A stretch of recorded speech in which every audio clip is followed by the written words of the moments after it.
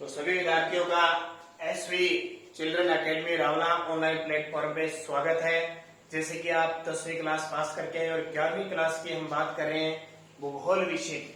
इस विषय की कक्षा 11 और भूगोल विषय से संबंधित बात करेंगे। अध्याय नंबर 1 की बात कर रहे हैं और इसका नाम है भारत की स्थिति पार्ट दूसरा। पहले पार्ट में हमने बेसिक बात की थी भारत के जो 28 राज्य है और केंद्र शासित प्रदेश, मैंने आपको नाम बताए थे, केंद्र शासित प्रदेशों के नाम बताए थे, नक्शा बना के आपको बताया था और आप सभी विद्यार्थियों ने इसको पढ़ा। 28 राज्य आपके याद हो गए ना।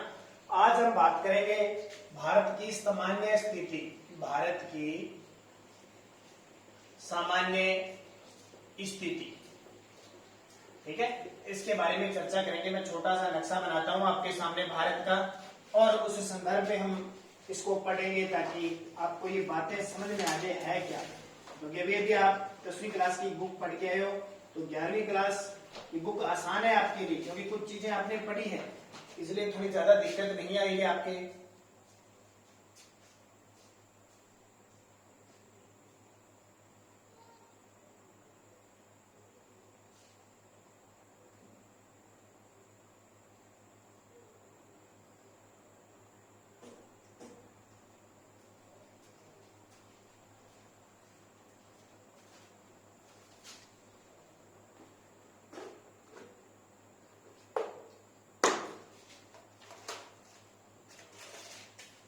प्रकार हम इस नक्शे को बना रहे हैं थोड़ा।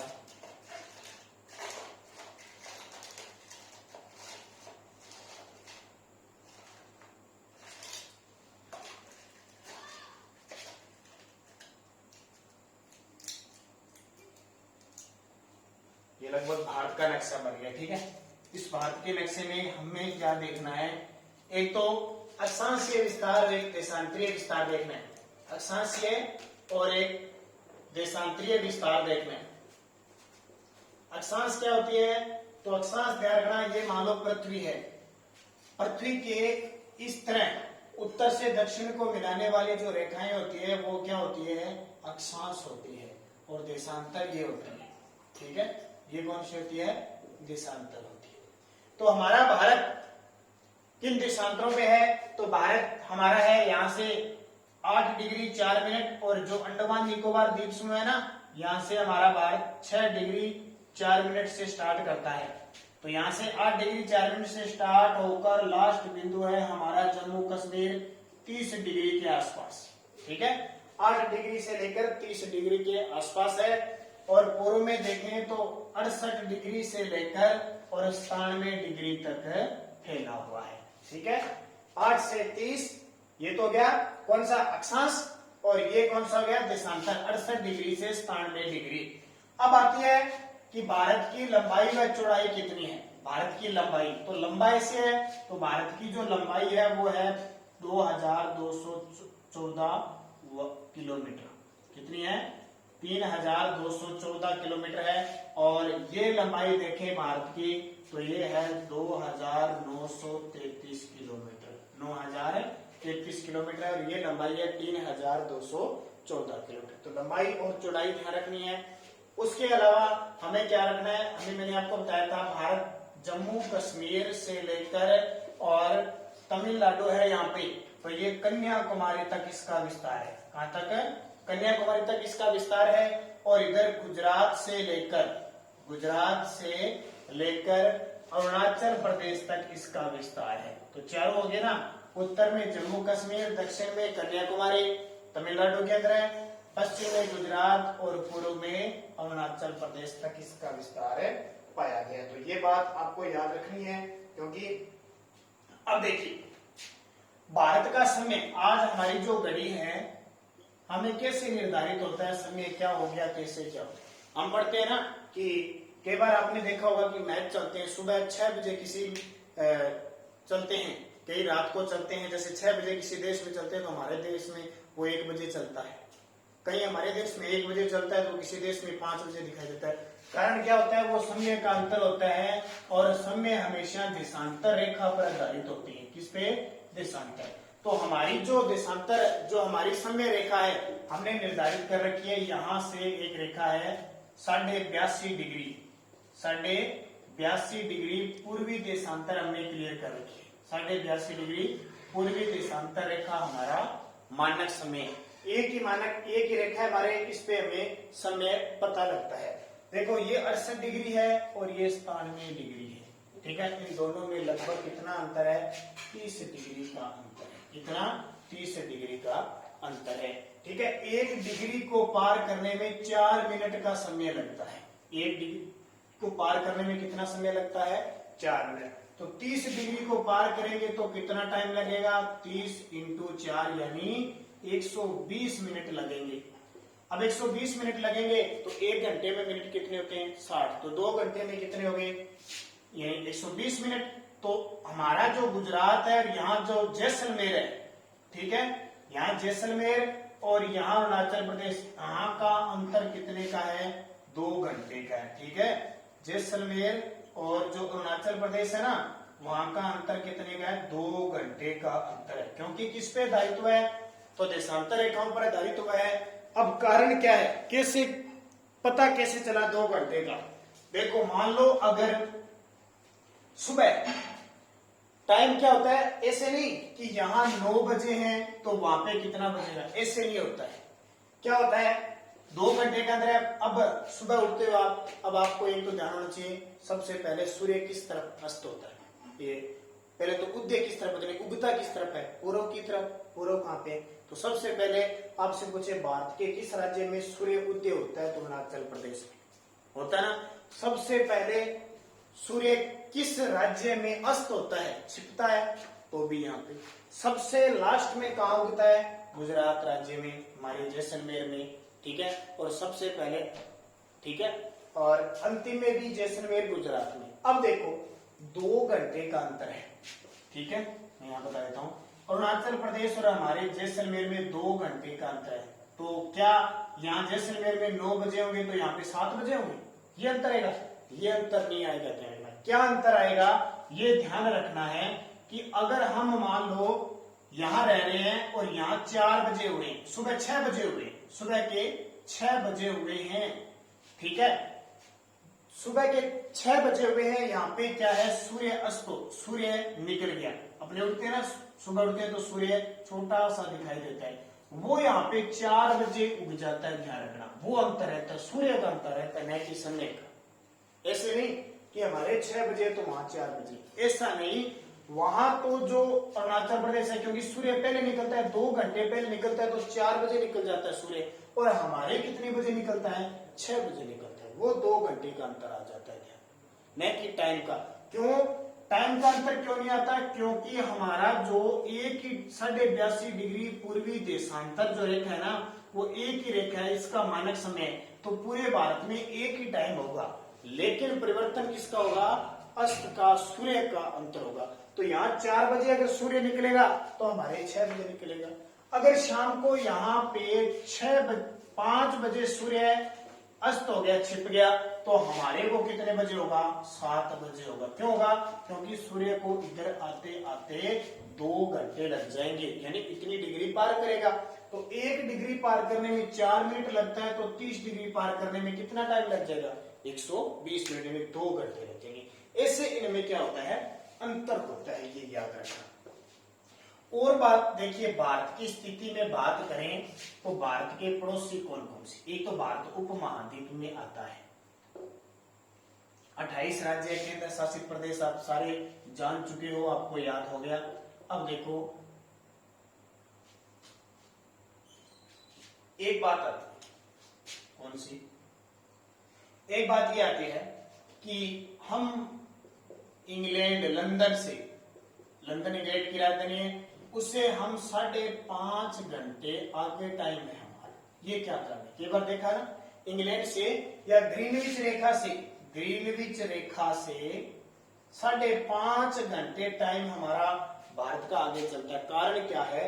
ये मैं आप यहाँ पे छोटा सा विश्व का नक्शा बनाता हूं, ठीक है। यहाँ पे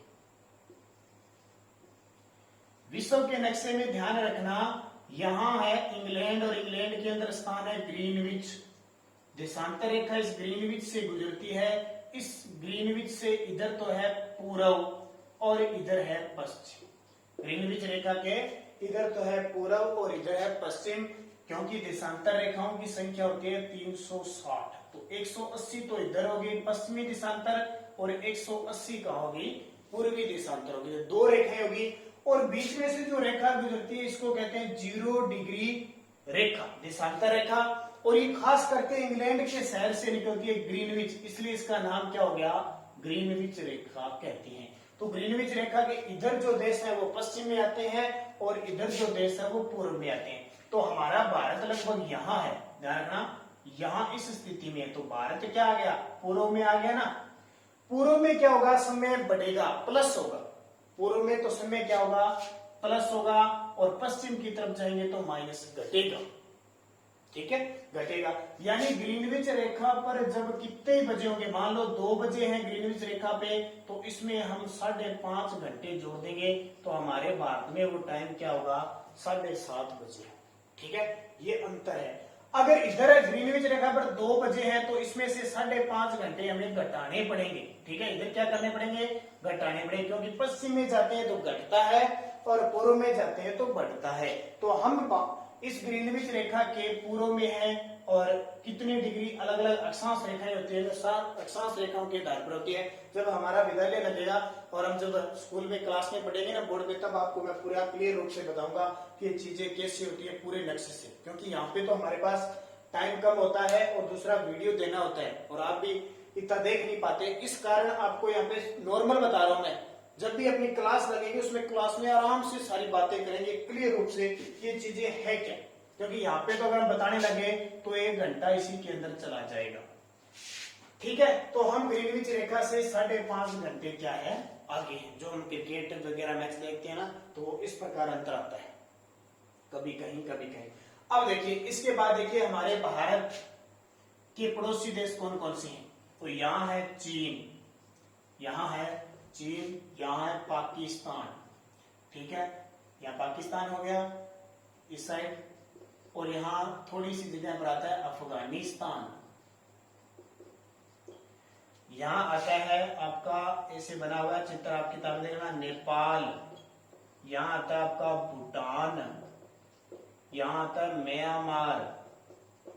ठीक है, ये आता है बांग्लादेश, ये आता है श्रीलंका। छोटा सा नीचे लट्टू सा है ना, देखा ना आपने, ऐसे भारत है, यहाँ लट्टू सा है, वो क्या है, श्रीलंका।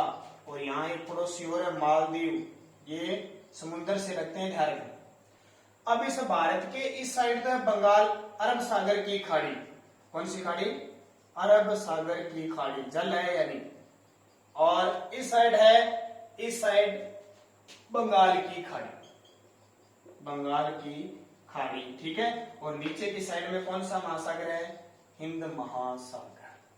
तो ये पाकिस्तान है, नेपाल है, भूटान, म्यांमार, बांग्लादेश, ये भारतीय उपमहाद्वीप कहलाते हैं। इनकी अलग अलग सीमा लगती है, जैसे श्रीलंका की सीमा पाक जल संधि, पाक जल संधि और मन्नार की खाड़ी से जुड़ा हुआ है, मन्नार की खाड़ी से।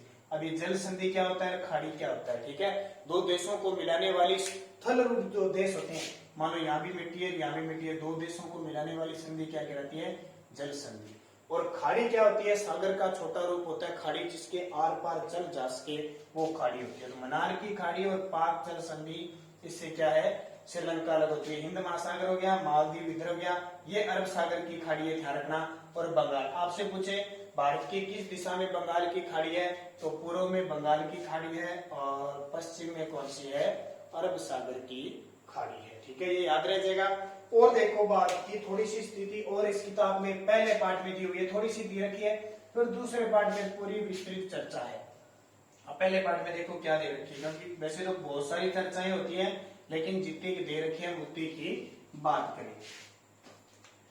जैसे मैं दोबारा थोड़ा सा नक्शा आपको बना के दिखा देता हूं।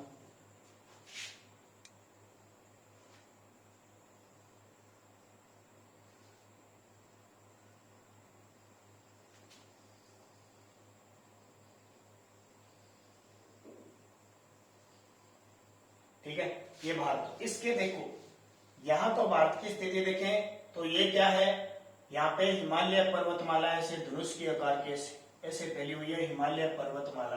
ठीक है, कौन सी पर्वतमाला? हिमालय पर्वतमाला फैली हुई है। ठीक है, तो हिमालय पर्वतमाला फैली हुई है, एक आकार कैसा है? धनुष। और यहां तक देखो नीचे तक आती है बंगाल की खाड़ी तक, नीचे तक आती है बंगाल की खाड़ी तक। इसका मतलब यहाँ का भाग कौन सा हो गया? तो यहाँ का भाग हो गया ये जो पानी में डूबा हुआ है, इसको कहते हैं अंडमान निकोबार द्वीप समूह। अंडमान निकोबार जो अपना केंद्र शासित प्रदेश है ना, वो द्वीप समूह। यहाँ इधर पाकिस्तान में हिंदू कुश पर्वत है, हिंदू कुश पर्वत, सुलेमान श्रेणियां, ठीक है। यहां से लेकर ये हमारे उत्तराखंड, जम्मू कश्मीर, हिमाचल ऐसे सिक्किम और सारे राज्यों में यहाँ तक फैला हुआ है। ऐसे धनुष के आकार से कौन सा है? हिमालय पर्वत। यहाँ जैसे पाकिस्तान, जम्मू कश्मीर में बोलन और खैबर दर्रा है। दर्रा क्या होती है? पहाड़ों के कटने के बाद जो जगह बसती है वो दर्रा होती है। इधर हिमाचल में है सिप किला, इधर है लद्दाख जो केंद्र शासित प्रदेश बन गया, कंचनजंगा चोटी है, नाम सुना है ना आपने कंचनजंगा। ये सारी क्या है? अलग अलग प्रकार की चोटियां और दर्रे हैं। फिर देखो ये आता है गंगा यमुना का मैदान, गंगा यमुना का उपजाऊ मैदान है। ये हमारे भारत की खासियत है कि विश्व का सबसे उपजाऊ मैदान गंगा यमुना का मैदान है। ये पठारी क्षेत्र है, ठीक है, ये मालवा का पठार है। यहाँ हमारे राजस्थान में थार का मरुस्थल आ जाता है। कौन सा? थार का मरुस्थल आ जाता है। ये क्षेत्र वनों से वन है, यहाँ पे खूब पहाड़ी क्षेत्र है, ये सारा पहाड़ी इलाके में आ जाएगा।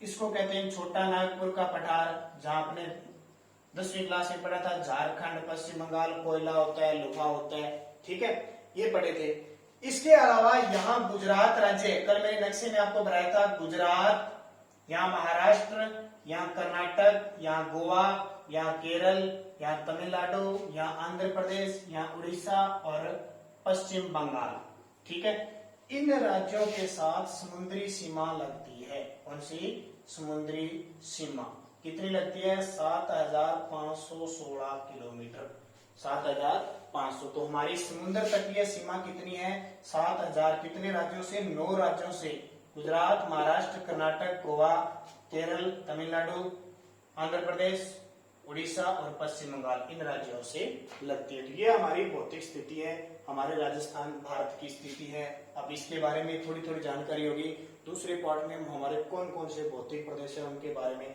और यहाँ हमारा छोटा सा लक्षद्वीप पानी के अंदर डूबे हुए ऐसे से बनेगा। तो पहले सबसे पहले आपको भारत का नक्शा बनाना चाहिए, वो सीखोगे, फिर ये सारी चीजें आप सीख पाओगे जितने भी हैं। तो अगले अध्याय में हम सारी बातें इसके क्वेश्चन करेंगे, क्या कौन से क्वेश्चन है उनके बारे में सारी चर्चा करेंगे।